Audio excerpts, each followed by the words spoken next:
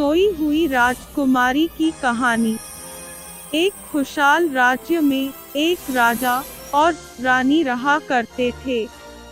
सारी खुशियां होने के बावजूद वे दुखी थे, क्योंकि विवाह को वर्षों बीत जाने के बाद भी उनकी कोई संतान नहीं थी। वे हर समय भगवान से प्रार्थना करते कि उन्हें संतान प्राप्ति हो जाए। एक सुबह रानी राजमहल के सरोवर के किनारे हाथ जोड़कर सूर्य देवता से प्रार्थना कर रही थी कि तभी एक चमत्कार हुआ। सूर्य की उजली किरण सरोवर के किनारे रखे पत्थर पर पड़ी और वह पत्थर एक मेढक में परिवर्तित हो गया। मेढक ने भविष्यवाणी की कि एक वर्ष के भीतर रानी एक बच्ची को जन्म देनी, और ठीक वैसा ही हुआ। एक वर्ष बाद रानी ने एक खूबसूरत बच्ची को जन्म दिया। उस बच्ची के मुख पर सूर्य की किरणों सी चमक थी।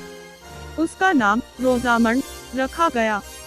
पुत्री के जन्म की खुशी में राजा रानी ने एक बहुत बड़ा जश्न आयोजित किया, जिसमें राज्य की पूरी प्रजा को बुलाया गया। राज्य के बाहरी छोर पर स्थित सुनहरे वन में 13 परियां रहा करती थी।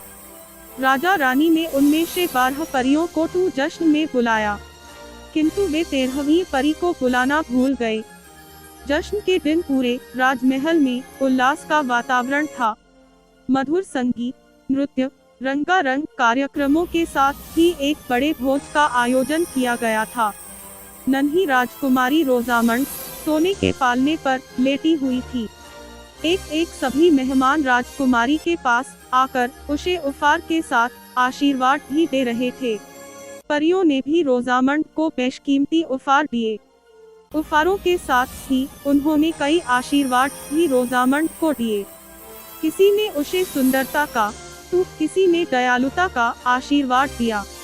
किसी ने अपार धन का तो किसी ने सुंदर मन का आशीर्वाद दिया। ये सिलसिला 11वीं परी तक चला। 12वीं परी के आशीर्वाद देने के पहले ही 13वीं परी वहां आ गई। वह जश्न में न बुलाए जाने के कारण बहुत क्रोधित थी। उसने रोजामंड को श्राप दे दिया कि अपने 16वें जन्मदिन के दिन उसे एक सुई चुभेगी और वह मर जाएगी। श्राप देकर 13वीं परी वहां से चली गई। जश्न में उपस्थित सभी लोग अवाक रह गए। राजा रानी बहुत दुखी थी। वे परियों ऐसा ही प्रार्थना करने लगे कि किसी तरह रोजामंड को दिए गए श्राप को समाप्त कर दें, किंतु ये संभव नहीं था।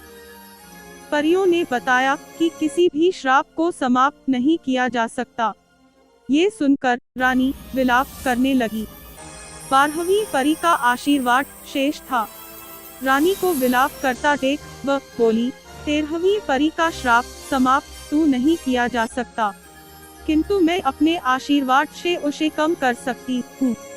उसने रोजामंड को आशीर्वाद दिया कि अपने 16वें जन्मदिन पर सुई चुभने पर वह मरेगी नहीं, बल्कि 100 वर्षों के लिए गहरी नींद में सो जाएगी।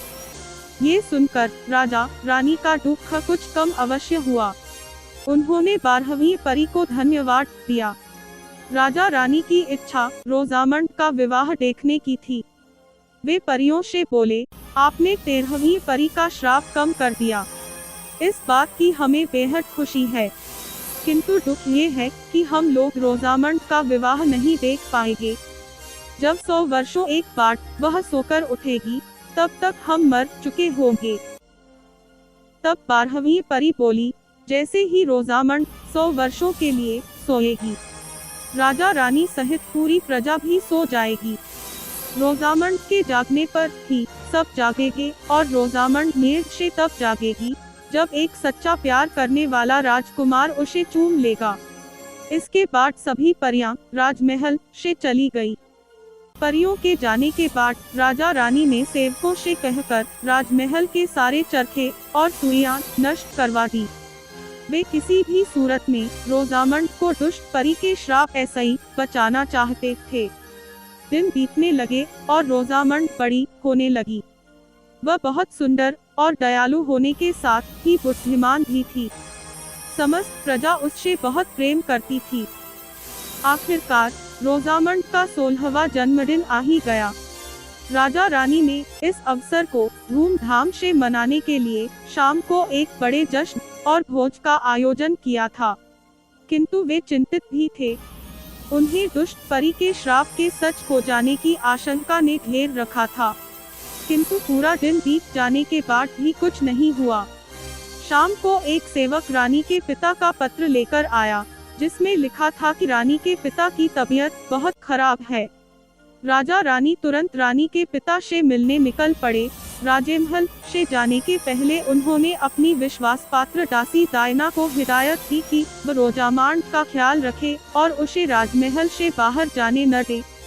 डायना ने भी उन्हें आश्वासन दिया कि वह रोजामांड को कुछ नहीं होने देगी। राजा रानी के जाने के बाद डायना साये की तरह रोजामांड के साथ रही, लेकिन जब वह भोजन बनाने में व्यस्त हुई तो रोजामांड छुपकर बगीचे में आ गई और वहां पक्षियों के साथ खेलने लगी। खेलते खेलते उसे एक फूल पर बैठी सुनहरी तितली नजर आई। उसे पकड़ने जैसे ही रोजामांड ने हाथ बढ़ाया, वह उड़ गई। रोजामांड उसके पीछे भागने लगी। उड़ते उड़ते तितली एक मीनार के सामने पहुंच गई। वह एक पुरानी मीनार थी और बहुत ऊंची थी। रोजामांड के मीनार के सामने पहुंचने पर तितली मीनार के भीतर चली गई। रोजामांड भी तितली के पीछे मीनार में चली गई। मीनार में गोलाकार सीढ़ियां बनी हुई थी। रोजामांड तितली के पीछे जाते हुए सीढ़ियां चढ़ने लगी। तितली उड़ते उड़ते मीनार के सबसे ऊपरी मंजिल पर पहुंच गई और उसके पीछे रोजामांड भी। मीनार के उस हिस्से पर एक छोटा सा कमरा था। तितली के पीछे रोजामांड उस कमरे में चली गई। वहाँ एक बूढ़ी औरत चरखा चला रही थी। रोजामांड ने कभी चरखा नहीं देखा था। वह आश्चर्य से उसे देखने लगी। बूढ़ी औरत ने जब सिर उठाकर रोजामांड को देखा तो रोजामांड ने पूछा, आप ये क्या कर रही है? मैं इस चरखे से सूत काट रही हूँ। क्या तुम भी सूत काटना चाहोगी? बूढ़ी औरत ने उत्तर दिया। रोजामांड ने कभी चरखा नहीं देखा था, इसलिए उसका मन सूत काटने मचल उठा। वह चरखे के पास बैठ गई और चरखा चलाने लगी। बूढ़ी औरत उसे देखकर कुटिलता से मुस्कुराने लगी। वह बूढ़ी औरत और कोई नहीं बल्कि दुष्ट 13वीं परी थी। रोजामांड चरखा चलाते हुए बहुत खुश थी, लेकिन अचानक ही एक नुकीली सुई उसकी उंगली में आ घुसी और वह गिर पड़ी। गिरते साथ ही वह गहरी नींद में सो गई। दुष्ट 13वीं परी का श्राप पूरा हो चुका था। वह हंसते हुए वहां से चली गई। इधर राजा रानी जब वापस लौटे तो रोजामांड को महल में न पाकर चिंतित हो उठे। डायना भी उन्हें कुछ बता नहीं पाई। राजा ने सैनिकों को रोजामांड को ढूंढने के लिए भेजा।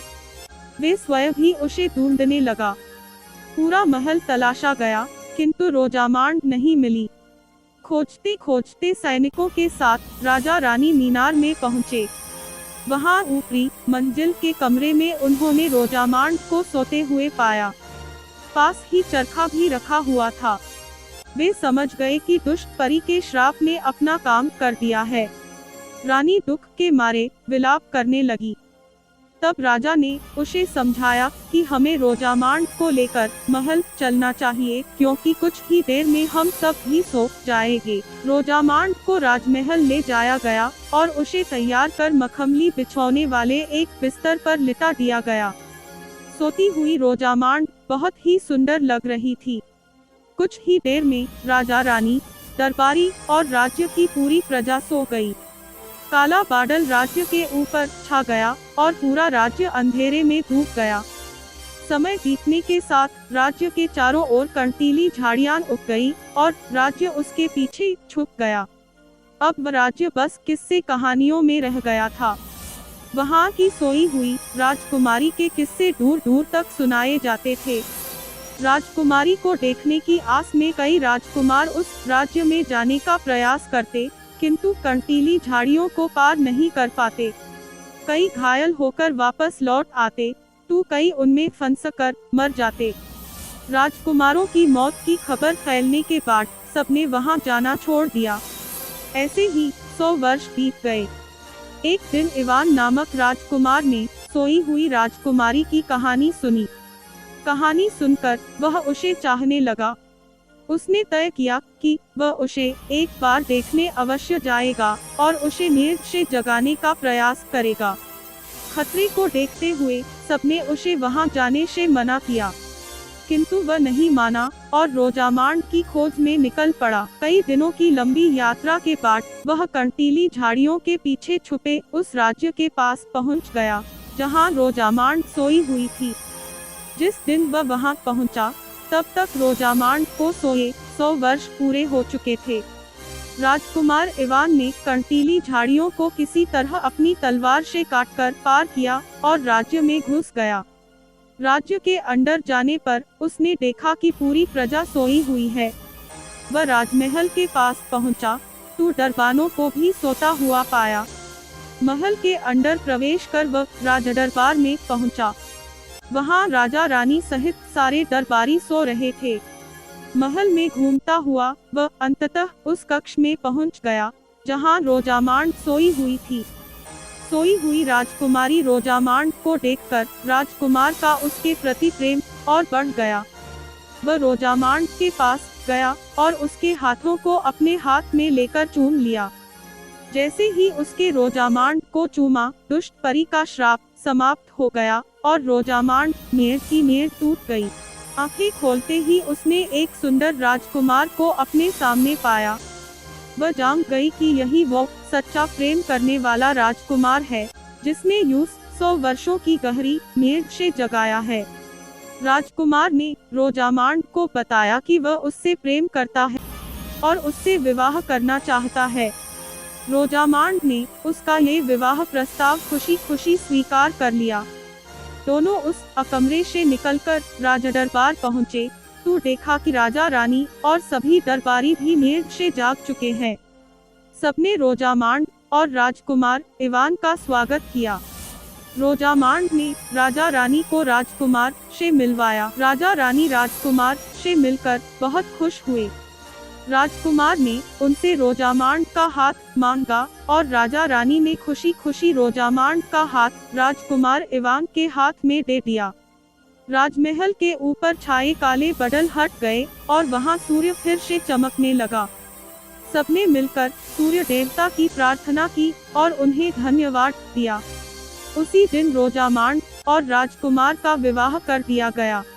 जब रोजामांड और राजकुमार का विवाह हुआ तो सूर्य से आग का एक गोला निकला और दूर जंगल में बनी एक झोपड़ी पर जा गिरा। वह झोपड़ी में दुष्ट 13वीं परी थी। झोपड़ी के साथ वह भी जलकर मर गई। रोजामांड और राजकुमार इवान खुशी खुशी रहने लगे।